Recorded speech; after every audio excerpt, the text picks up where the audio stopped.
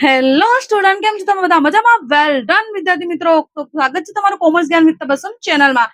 તો આજનું મારું ટોપિક છે સમયના આધારે જવાબદારી, જેમાં બે જવાબદારી છે, ચાલુ અને બિનચાલુ. ચાલુ જવાબદારી મેં ભણાવી દીધી છે, તમે મારા વિડીયો પર મારા ચેનલ પર જઈને વિડીયો જોઈ શકો છો. ઓકે, બિનચાલુ જવાબદારી એટલે શું એ જોઈ લઈએ. જે જવાબદારી ધંધા એક કરતા વધુ વર્ષ માટે ચૂકવવાની હોય તેને બિનચાલુ જવાબદારી છે. ટૂંકમાં યાદ રાખવાનું કે 1 વર્ષ કરતા વધુ વર્ષ માટે જે જવાબદારીના તમે નાણાં ચૂકવો છો એને બિનચાલુ જવાબદારી કહે છે. જેમ કે બેંક લોન, બેંક પાસેથી તમે નાણાં લો છો તો શું એક વર્ષની અંદરની હશે? ના, એ વધુ વર્ષ માટે હશે. ઓકે, એક વર્ષ કરતા વધુ વર્ષ માટે હશે તો એને બિનચાલુ જવાબદારી કહેવાય. કોઈ વ્યક્તિ પાસેથી તમે નાણાં લો છો ઉધાર, અને એ વ્યક્તિને તમે 2 વર્ષમાં, 3 વર્ષમાં, 4 વર્ષમાં એવી રીતે નાણાં ચૂકવો છો તો એને પણ શું કહેવાશે? બિનચાલુ જવાબદારી.